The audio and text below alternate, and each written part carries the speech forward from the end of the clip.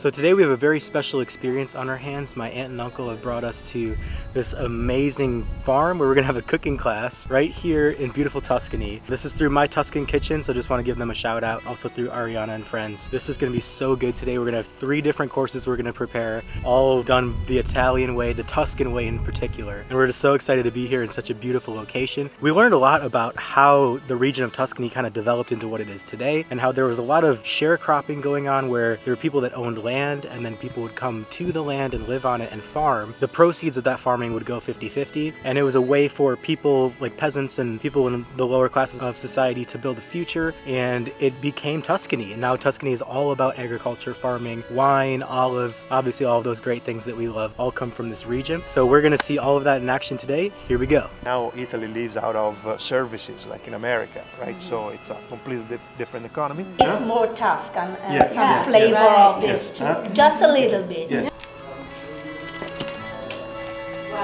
So you can wash your hands now from the aprons. The cooking school is called the MyTuscanKitchen because it's linked to these sharecropping traditions. We have 2 primi. The first one is gnocchi, second one is penne al Ragu Toscano. Pasta from Lari, Martelli. Okay? Martelli's pasta, and we are making this penne with a meat sauce, delicious meat sauce that you see here. Okay, this is our 2 primi, and then we have a secondi. Secondi is the meat or fish-based dish. So today is going to be chicken pollo al limone, sort of chicken escalopes, cooked in lemon sauce with capers.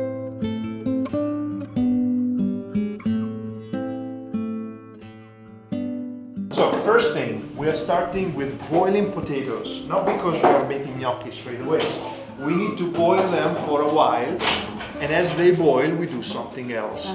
Preferably potatoes which are either new ones or old ones, potatoes that don't absorb a lot of water. Important is you keep the peel.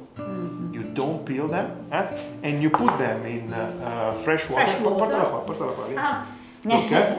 Water that Elisabetta just took from the tap. No salt, okay, nothing. It has the peel, so you just rinse the potatoes for the earth, not to get there, right? And then you just put the potatoes in fresh water, as simple as that, and you put them to boil. Later, when they boil, we will squish them using a potato ricer, okay? With the peel and everything, you will see it goes away very easily. And it gets salt only then, okay? Out of the water when we squish them, okay? Not now, because otherwise you would have more water. More water will mean more flour for making gnocchi, because a part of the recipe is also adding flour. More water they got, more flour is necessary, and if you put more flour, your gnocchi will result as harder. Bologna, a town in the north, they had a lot of cows. The Tuscans did not have beef available that much. This is, in the original recipe, this would be a lot. It was mainly pork and then a little bit of beef. Because beef for the Tuscans was totally luxury. A cow was something you needed for your milk and for making your cheese. So a cow was necessary, not for the meat, but for the milk. When a cow died, only when a cow died, which was usually a big tragedy for the family, then beef was eaten for the following year. Let's say they tried to use it as much as they could. Adding also some rosemary and some sage. For me, it's more Tuscan, some flavor of this too. Just a little bit. Yeah, just a little bit, and it gives it a nice, robust flavor. Something the Tuscans would find easily around the house, because these two grow like weeds here. We're adding also some garlic, and I wanted you to have a look at the garlic. It's important. The garlic clove has to be sectioned into 2, and if you see some green or white in the middle, this part, please remove it. Okay? This is called by the Tuscans the soul of the garlic. It's actually the new plant growing. Okay? If you keep it, you'll have problems at digesting garlic. fai vedere, dividi la piccola. This is the new the growth. soul that it comes out. Yes, Okay. when you see the Le signore anche un coltello. Sì. Battuto in Italian is all battuto. Yes, what you're doing is a battuto. It's extracted of olives immediately after picking, so it has a freshness, and also it's healthy as well as fresh produce can be. It's not just an instrument for cooking, but it's the main pillar of all the cooking. It gives it a lot of flavor. Extra virgin olive oil, the good one, has something that other fats don't have. Okay. First of all, it has a very nice taste. Then it has a lot of polyphenols, like fresh fruit juice, so it's healthy for you, right?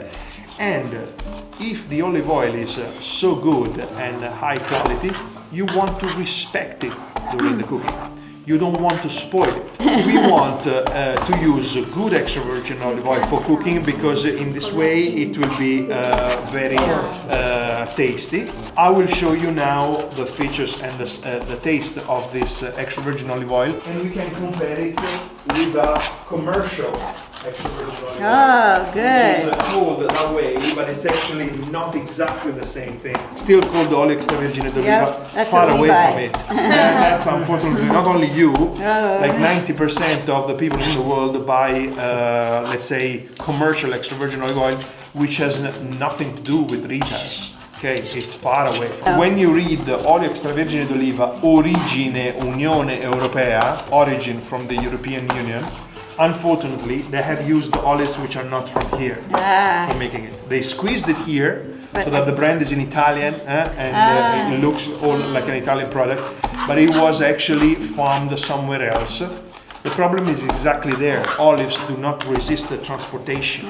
They deteriorate fast, and all the fragrance of the olive oil disappears. That's what I say, rancid. Rancid and a little bit vinegary. Vinegary, yeah. Which is deriving from the fact that the olives suffered on their way to the mill.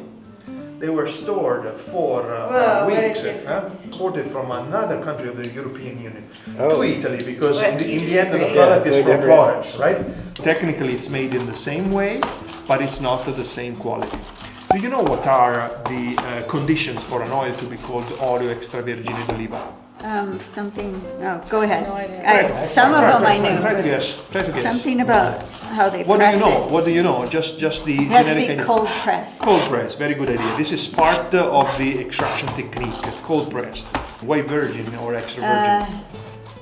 Because it's only resulting from the first extraction. Okay. So only the first extraction count. of the. Yes, from the juice, from the olives. There's nothing from here in this. They this bottled bottle. it in They squeezed it and bottled it in Florence, but it was made from olives that had to be transported in cargos or in trains 4 weeks, right? Olives cannot last that long. So how much would you put if you were to cook a sauce for 4 people?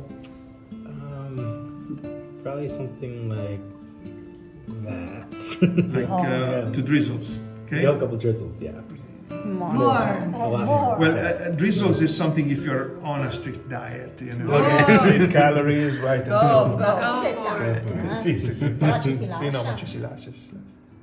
Quindi necessita di più olio. So, look, More? it's still in drizzles, so it's not there yet, okay? So we have a consistent use of olive oil in our diet, in our cuisine. Available. Because the battuto is Is a lot, a yeah. lot. So, yeah, I think now we can be there. And now we can be there. Look, so like this, it has coated the pan fully, okay? And there's a good amount of olive oil. Now it was this much, right? So why so much olive oil? Many people think we should use less olive oil. Well, by the tradition, it was this much. Why? Because in the farmer society, this was their fuel. The main source of calories for people who had to work all day in the fields. Okay, they needed that. And any oil left, maybe not eaten directly with the pasta or so, was eaten with bread because they needed calories. Today we live in a completely different society, post-industrial society, not farming society. So we have a lot of calories we don't want. So we keep the same amount as by tradition, but then maybe we don't serve it all. Let me turn on the light. It will be controlled by all the veggies because the veggies are releasing their juices gradually. We start initially this way and then we start adding the meats.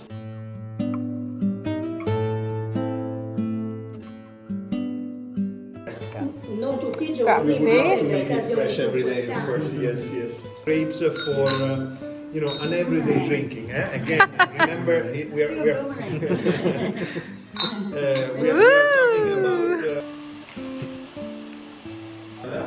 how the veggies are flavoring the oil. The oil is now receiving the good juices of all this baby broth. Okay. So enjoy. Enjoy.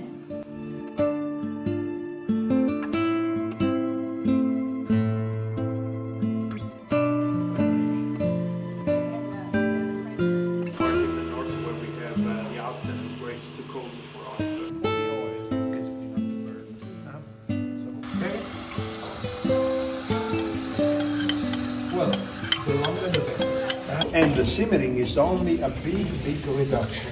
Okay? From this point, nothing else will be added. Okay? It just needs to thicken there. And the longer it does, the better it is. Our grannies used to leave it on the pan maybe for a half day. Whoa. Only adding a little of stock every now and then because otherwise would get to dry and burn.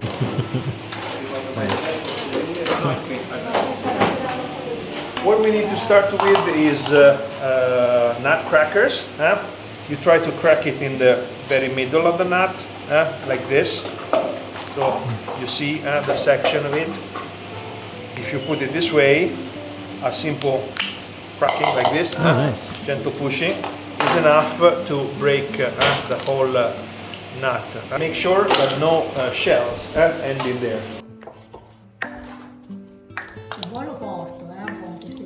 Ce l'abbiamo anche in ufficio, ma ho visto anche questo qui di solito. Quello di marmo è fondamentale, se lo mangi immediatamente, sì. Ci vuole di più a cambiare, quindi tende poi a fare quella cosa.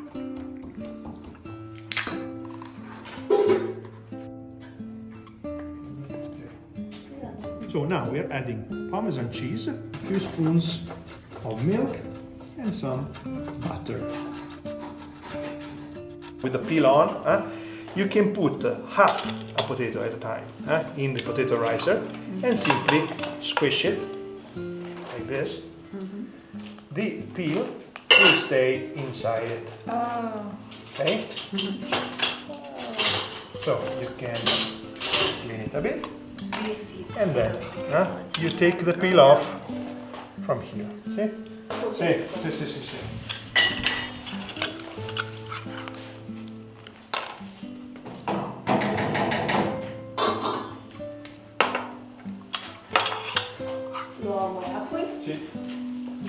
Già messo? Un minimino. Then another handful and you keep stirring. As you feel it getting cooler, you can then add one whole egg.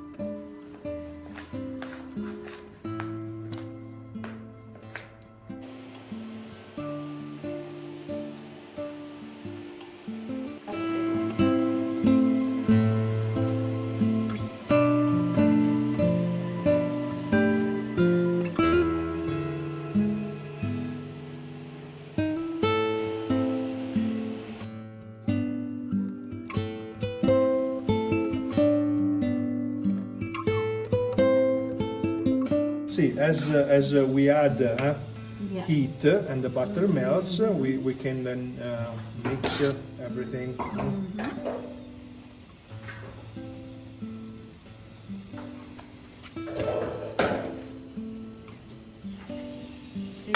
Now get this serving first, right? Okay. And then you'll get also the...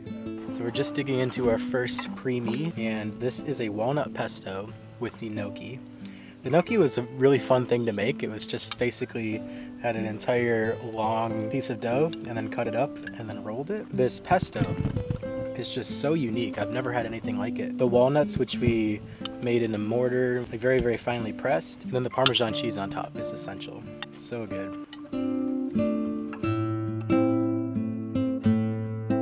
Next Next up we have our second primi, which is a bolognese with penne pasta.